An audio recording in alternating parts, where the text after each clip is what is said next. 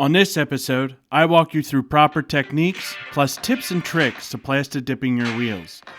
Plus, we talk about what color I like and what I will be using for my winter set of tires.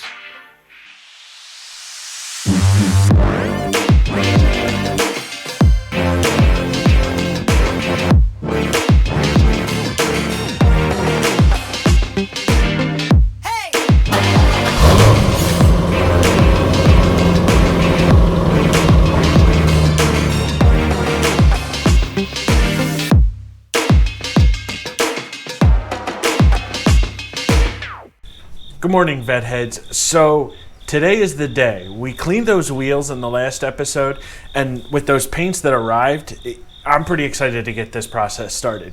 I'm going to roll 3 of the wheels out. We're going to coat them in black, followed by a coat in one of each of the colors.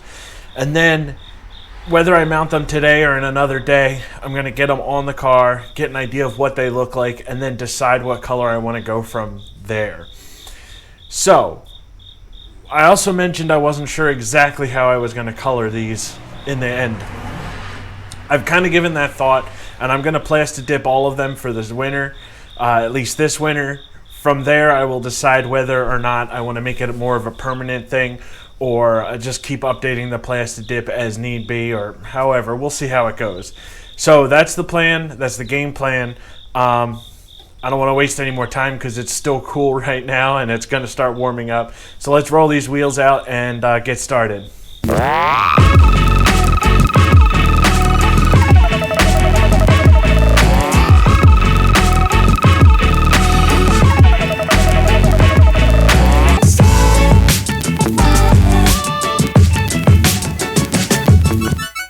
All right, vet heads, with 3 wheels out of the garage, I'm going to start painting these wheels.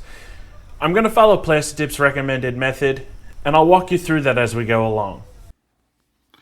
Step 1. Well, technically I completed step 1 last week. You want to make sure your wheels are very clean before you start spraying. I just used a wheel cleaner, some car soap, and went to work. However, you can use a bit of rubbing alcohol if you feel like you need to get it ultra clean. During this part, I'd suggest leaving a can of plastic spray in warm water just so that you can help the spray come out in a more uniform manner. You should also consider using tire shine on the tires just to help the ease of removal of your overspray later on. Since I don't really care about these tires, I didn't really care about putting tire shine on them. And I really didn't have any problem removing the excess at a later time. So if you forget, it shouldn't be that big of a deal. I also suggest getting a mask to help block the aerosol spray fumes. While I was outside, it still did bother me a little bit, and when I do this again, I'm going to be using one. Finally, it's up to you whether you have the wheel off the car or on the car. In my opinion, it's easier to have the wheel off of the car. That way you don't have to worry about covering the brake pads with plastic bags or anything of that nature. But that's completely up to you, your personal preference. Step 2. So at this point, with your wheel clean, you want to start setting up your station. While it's suggested that you have your wheel at a minimum of 45 degrees, I would suggest you go ahead and just put it at a full 90. You definitely don't want to lay your wheel out flat. It just doesn't allow you to hold the aerosol can straight. In this initial trial, I laid my wheels at a roughly 45 degree angle and placed a plastic bag underneath to protect the plants. Step 3. With your station set up, it's finally time to get spraying. If you're doing a metallic color like I am, it is suggested that you use a base coat of black. So that's what I started with. And you're typically going to want 3 to 4 coats of each color. In this case, I'm going to go with 3 coats of black and 4 coats of color on top. The first coat you use is going to be extremely light, with a goal of only around 50% coverage. By the time you get to your second coat, it's going to be heavier and you're going to have full coverage. Step 4. So this is the most tedious part of this whole process, and it's waiting. Between each and every coat, you should count on waiting at least 30 minutes. And then when you're done the process, you got to wait 4 to 8 hours before putting the wheels on your car and going out for a drive. I really had nothing else planned today, so I ended up watching some old TV shows, but this would be a great project if you had yard or housework sprinkled in. Step 5. So as I mentioned, each coat is going to be heavier than the first, and you should have complete coverage by the second spray, and each subsequent spray is just adding color on top. But after your first light coat, you want wet overlapping sprays. Don't count on skimping on the product at all. In addition, you want to add a ring of spray around the tire to help create an easy to remove layer.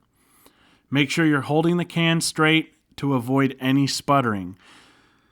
In total, I used 1.5 cans of black to get 3 wheels covered with 3 coats. So for a full set, I would suggest at least 2 cans. The color sprays don't quite cover as much, so just double check the back of the can to ensure you're using the right amount of product. The only issue I ran into in my entire process was with 2 of the colors. It seems they clog the nozzle quite quickly, in which case I just pulled a nozzle off a black can and went right back to spraying. Alright, Vetheads, so I just moved the 3 tires into the garage to finish drying. They do suggest that before actually using it on a car, you let it dry for 4 hours. So I'm going to let that go. Again, I don't intend to run these wheels on this car because these tires are shot. However, I do want to get them on the car, get a photo, so I have a better idea of what they actually look like against my blue. Because I'll be honest with you, coming into today, I had a favorite color, and honestly, it's on the bottom of my tier now. And on top of that, the color that was originally on the bottom is now at the top. So, really, as soon as I started painting them, my mind changed. So I definitely think they need to get on the car before I make a final decision.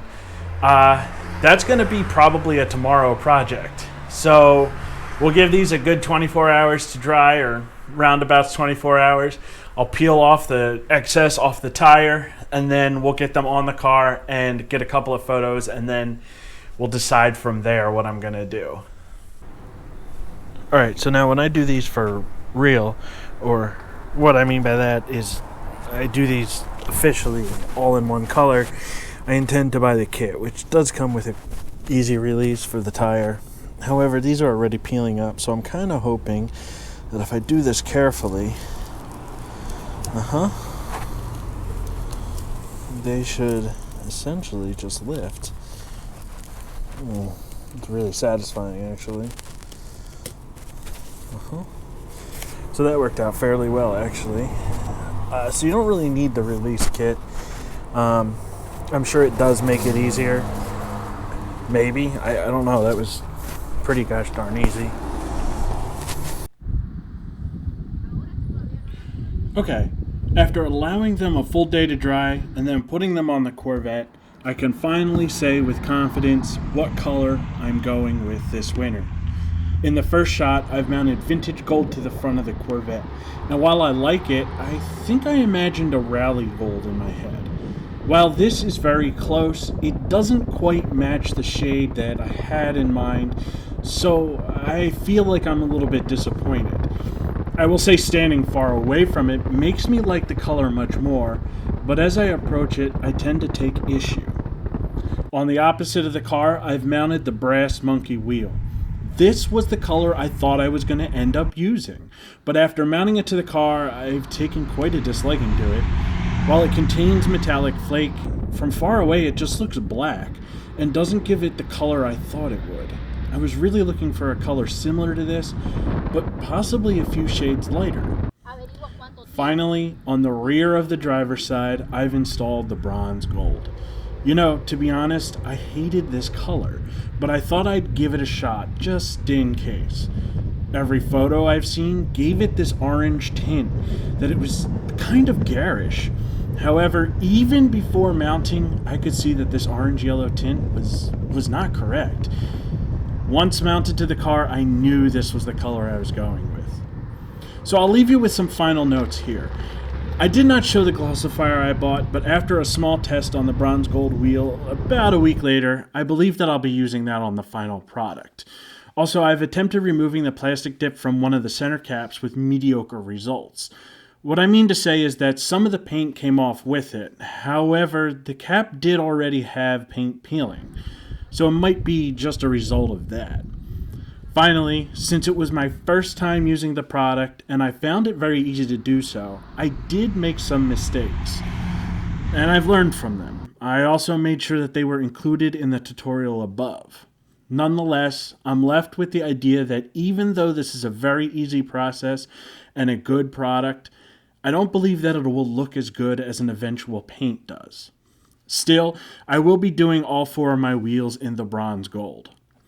Well, that's it for this episode, Vetheads. We'll discuss tires in the next episode for a little bit. But for now, I'm going to leave you right here. Let me know what your favorite color is in the comments below, and if you would consider doing something similar to your Corvette. Also, remember to hit that like and subscribe button. See you next time.